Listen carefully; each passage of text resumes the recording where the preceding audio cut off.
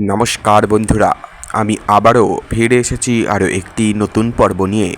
আজকের এই পর্বে আমরা আলোচনা করতে চলেছি এমন তিনটি স্বপ্নের কথা, যে স্বপ্ন যদি আপনি দেখেন তবে বুঝবেন ঈশ্বর সর্বদা আপনার সাথে রয়েছেন। কোন তিনটি স্বপ্ন এবং তার ফল কী এবং এই স্বপ্ন দেখার পর তার করণীয় কী তা নিয়ে বিস্তারিত আলোচনা করব আজকের পর্বে। শুরু করার আগে বলে রাখি বন্ধুরা, এরকম ধরনের নানা রকম ভিডিও এই চ্যানেলে আগে থেকে আপলোড করা রয়েছে, সেগুলি চাইলে দেখে আসতে পারেন এবং চ্যানেলটিকে অবশ্য করে সাবস্ক্রাইব করুন। তো চলুন আর দেরি না করে শুরু করা যাক। স্বপ্ন আমাদের অবচেতন মনের সাথে একটি যোগাযোগের মাধ্যম হতে পারে। কিছু স্বপ্ন বিশেষভাবে গুরুত্বপূর্ণ বলে মনে করা হয়, কারণ এগুলো ঈশ্বরের পক্ষ থেকে আসা বার্তা বহন করতে পারে। প্রথম যে স্বপ্নটির কথা বলবো সেই স্বপ্নটি হলো পবিত্র স্থান বা মন্দির দর্শন করা। কৃষ্ণের শিক্ষা অনুসারে পবিত্র স্থান বা মন্দির দর্শনের স্বপ্ন ঈশ্বরের প্রতি আপনার ভক্তি ও শ্রদ্ধার প্রতীক। এটি ঈশ্বরের সাথে আপনার আত্মিক সংযোগের ইঙ্গিত বহন করতে পারে।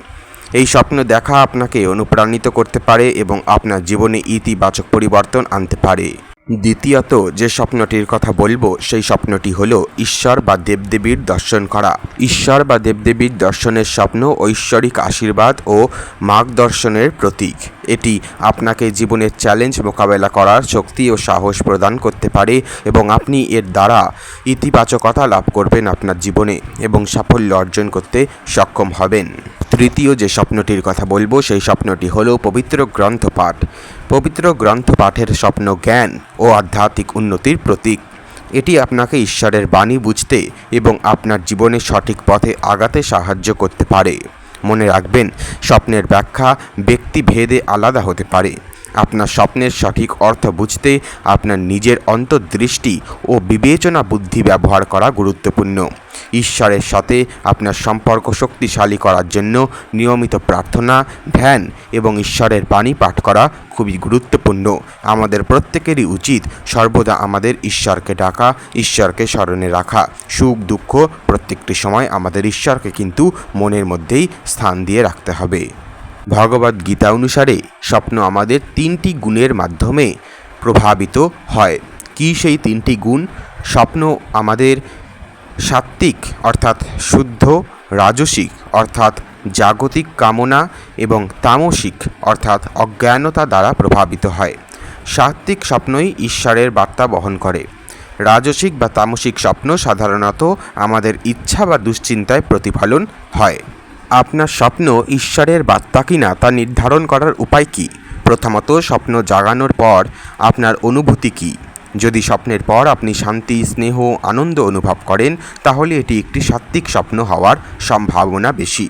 স্বপ্নের স্পষ্টতা। স্পষ্ট এবং স্মরণীয় স্বপ্ন সাধারণত আরও গুরুত্বপূর্ণ বার্তা বহন করে। তৃতীয়ত, স্বপ্নের পুনরাবৃত্তি। যদি একই স্বপ্ন বারংবার দেখেন, তাহলে এটি ঈশ্বরের পক্ষ থেকে জোরালো বার্তা হতে পারে। কিভাবে ঈশ্বরের সাথে আরও শক্তিশালী সংযোগ গড়বেন?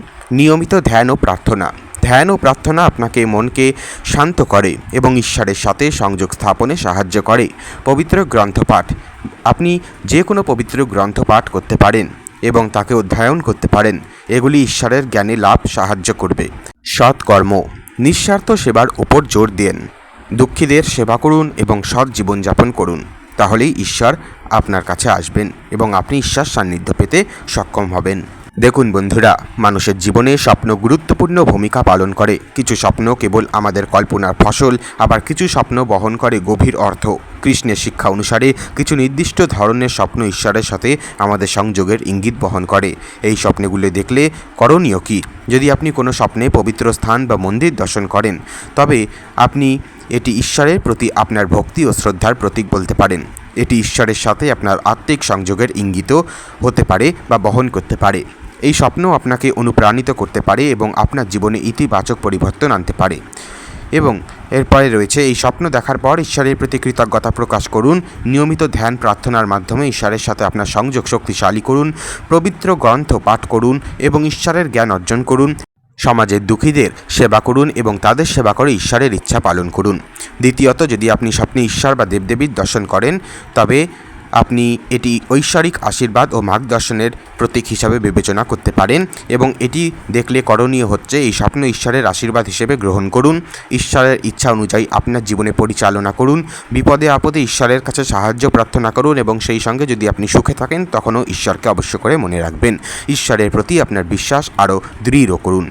যদি আপনি পবিত্র গ্রন্থ পাঠের স্বপ্ন দেখেন তবে আপনার করণীয় হলো প্রথমত নিয়মিত পবিত্র গ্রন্থ পাঠ করে ঈশ্বরের জ্ঞান অর্জন করুন। ঈশ্বরের বাণী অনুযায়ী আপনার জীবন যাপন করুন। অন্যদের কাছে ঈশ্বরের বাণী প্রচার করুন। ঈশ্বরের প্রতি আপনার ভক্তি আরও বাড়ান। আজকের জন্য এ পর্যন্তই বন্ধুরা, দেখা হচ্ছে পরের ভিডিওতে। অবশ্য করে চ্যানেলটিকে সাবস্ক্রাইব করবেন। ভালো থাকবেন, সুস্থ থাকবেন।